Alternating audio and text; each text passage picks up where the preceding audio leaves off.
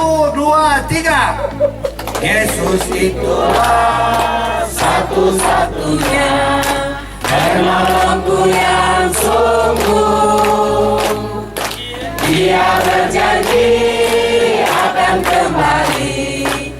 Ajakan Sang Juru Selamat ini, ajakan Yesus satu-satunya penolong yang sudah teruji dan terbukti bagi kita. Mari kita tanggapi dan responi. Percayalah, kelegaan, ketenangan, kedamaian Yesus pasti berikan kepada kita.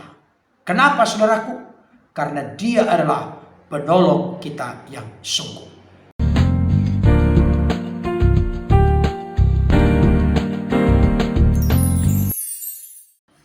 Shalom. Salam sejahtera dalam kasih Tuhan kita Yesus Kristus.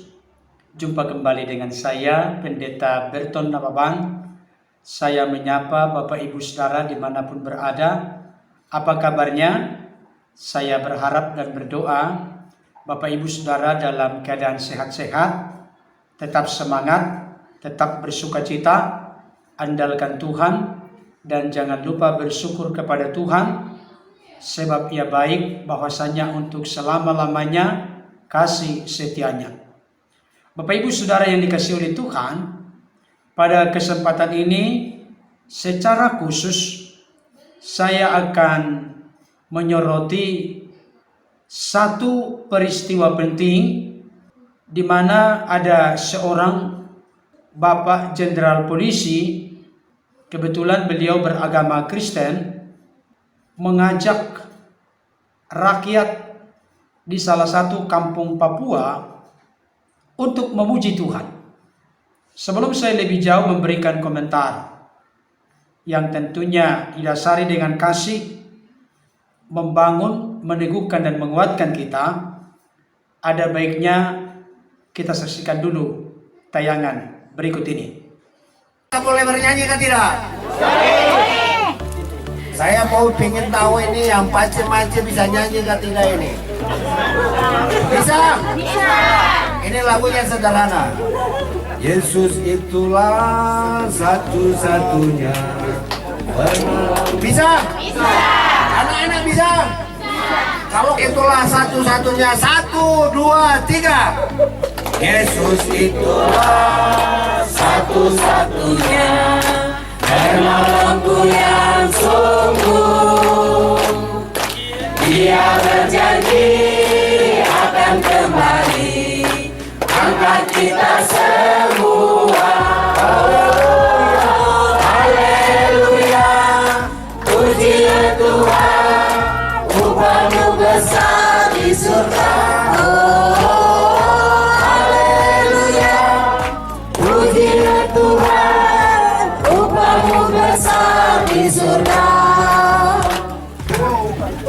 Hanya Yesus yang bisa menolong kita. Setuju?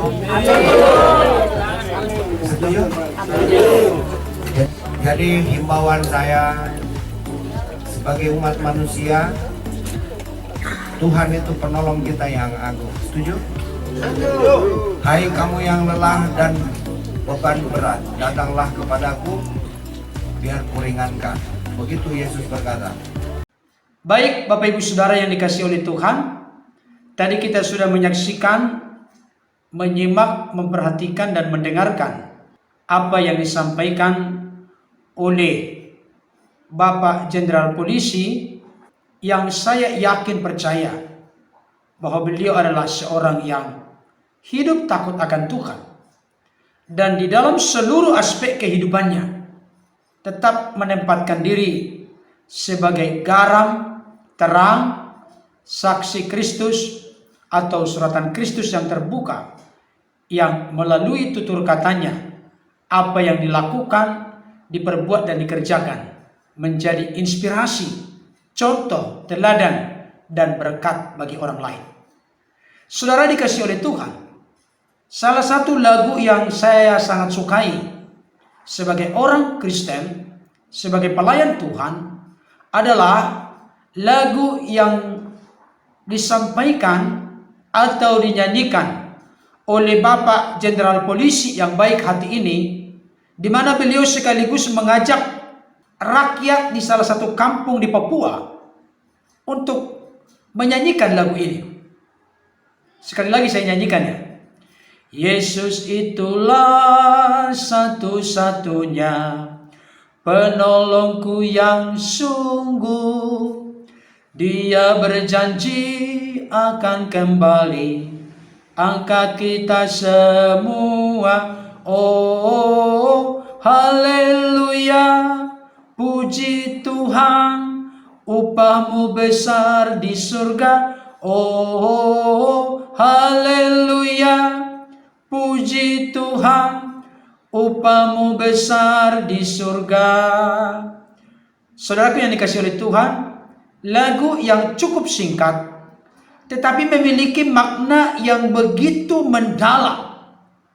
Kalau saudara dan saya, masing-masing kita menghayati kata-kata pujian ini, benar-benar membangun satu keyakinan yang kokoh dan pasti bahwa Yesus satu-satunya penolong dalam hidup kita yang tidak pernah mengecewakan dan mempermalukan kita. Yesus adalah pribadi yang selalu siap menolong kita, senang menolong kita, suka menolong kita, dan Yesus selalu berbuat yang terbaik, indah pada waktunya. Saudaraku yang dikasihi oleh Tuhan, saya kagum dan juga takjub serta menaruh hormat yang tinggi kepada Bapak Jenderal Polisi, di mana ketika beliau berkunjung mengajak rakyat untuk memuji Tuhan. Yang pertama, catatan penting, beliau tidak merasa malu untuk menunjukkan jati diri atau identitasnya sebagai orang yang percaya kepada Tuhan Yesus, bahkan yang menjadikan Tuhan Yesus satu-satunya penolong dalam hidupnya. Ini merupakan sesuatu yang luar biasa. Sekalipun Bapak yang baik hati ini seorang jenderal, punya pangkat yang tinggi, tapi beliau tetap menegaskan dalam kehidupannya, dalam ucapannya, bahwa Yesus adalah penolong satu-satunya dalam hidupnya. Ini merupakan satu pembelajaran penting kepada kita. Setinggi apapun kita diangkat oleh Tuhan, dipromosikan, ditinggikan oleh Tuhan, mari kita tetap bergantung kepada Tuhan. Mari kita menyadari bahwa memang kita masih punya kekurangan, kelemahan, keterbatasan. Kita butuh Tuhan dalam hidup kita. Hal itulah yang ingin digambarkan atau dinyatakan sekaligus disaksikan oleh Bapak Jenderal Polisi yang baik hati ini. Beliau tetap mengakui, meyakini, bahkan menyebarkan kepada orang lain, khususnya rakyat yang ada di dalam salah satu kampung Papua pada saat itu. Ini luar biasa. Semakin tinggi jabatan, semakin besar pengaruh seseorang, semakin membawa dirinya bergantung kepada Tuhan. Saya kutip bagian dari khotbah Yesus di bukit yang berkata, berbahagialah orang yang miskin di hadapan Allah, karena merekalah yang mempunyai kerajaan sorga. Miskin di hadapan Allah, saya kasih tahu, tidak ada sama sekali sangkut pautnya dengan miskin uang, HP, duit, money. Bukan ke situ kaitannya. Miskin di hadapan Allah artinya orang yang selalu membutuhkan Allah, orang yang selalu mengandalkan Allah, orang yang selalu rindu bergantung kepada Allah, karena sadar sesungguhnya tanpa Yesus menolong hidupnya, maka dia tidak akan berdaya melakukan atau mengerjakan sesuatu yang benar, bernilai, bermutu tinggi, berkualitas di mata Tuhan. Saudaraku yang dikasihi oleh Tuhan, mari hidup kita ini kita jadikan sebagai inspirasi bagi orang lain, sama seperti yang dicontohkan oleh Bapak Jenderal Polisi yang baik hati ini. Saudaraku dikasihi Tuhan, di tengah-tengah kunjungannya menjalankan tugas tanggung jawabnya, beliau juga mengutip salah satu bagian dari firman Tuhan. sekalipun tidak lengkap dan sempurna dikutip, tapi intisarinya tetap sama. Beliau mengutip hal itu dari Matius 11 ayat yang ke-28 yang berkata, "Marilah kepadaku semua yang letih lesu dan berbeban berat, aku akan memberikan kelegaan kepadamu." Ini adalah ajakan Sang Juru Selamat. Ajakan Yesus kepada semua yang letih lesu dan berbeban berat. Yesus berjanji pasti memberikan kelegaan. Yang penting, intinya adalah kita datang kepada Dia. Apa yang membuat Bapak Ibu Saudara letih lesu, bahkan beban berat apa yang sedang ada di pundak, di hidup Bapak Ibu Saudara saat ini? Pesan yang disampaikan oleh Bapak Jenderal Polisi yang baik hati ini mengingatkan saudara dan saya, dan mengingatkan rakyat di salah satu kampung Papua saat itu, bahwa Yesus sanggup memberikan pertolongan, kelegaan, jalan keluar dalam segala seluk-beluk pergumulan persoalan hidup kita. Karenanya, ajakan Sang Juru Selamat ini, ajakan Yesus satu-satunya penolong yang sudah teruji dan terbukti bagi kita. Mari kita tanggapi dan responi.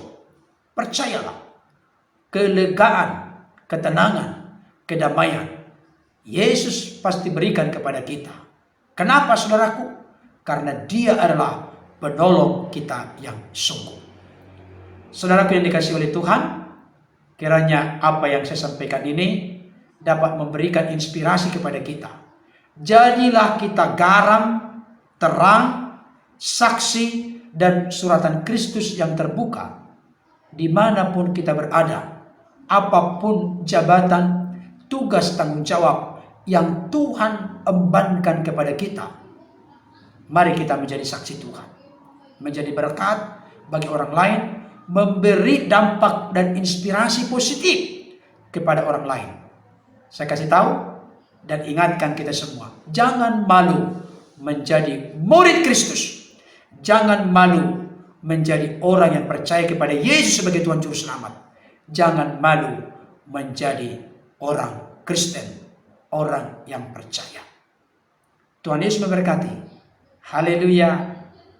Amin.